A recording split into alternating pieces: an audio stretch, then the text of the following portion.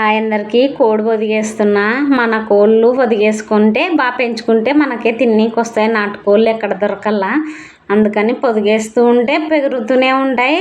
ఉన్నట్టు తినుకుంటుండొచ్చు. అట్లా ఇప్పుడు మనం బాయిలర్ కోళ్ళు అంటే ఎట్లా తినలేము. నాటుకోళ్ళు మనం సాకునేటి తింటే బాగుంటాయి, టేస్ట్ కూడా అట్లనే ఉంటాయి. వాళ్ళు ఇష్టపడతారు. మన విలేజ్లోనైతే సాకునేకి వీలు ఉండదు కాబట్టి మనం పెంచుకోవచ్చు. టౌన్లో అట్లయితే ఉండదు కదా. 3 రోజుల తర్వాత ఇట్లా ఉప్పు ఎగిరించినామంటే ఏడన్నా లేపని పిల్లలను కూడా లేపుతుంది అనమాట కోడి.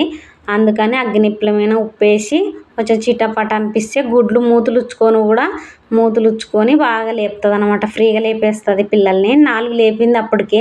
మిగతా గుడ్లు ఉన్నాయి కాబట్టి ఇవి కూడా లేపుతుందని అట్లా పెద్దలు చెప్పిన ఆచారం అనమాట. కొంచెం అగ్గినిప్పులేసి ఉప్పేసినామంటే దానికి ఒక చిట్కా ఉన్నట్ట. పక్కన ఇంకొక కోడి కూడా వదిగేసిన, అది కూడా ఇంకా 2 వారాలు ఉంటే లేపుతుంది. అది లేపింది. ఇంకా 4 ఉన్నాయి.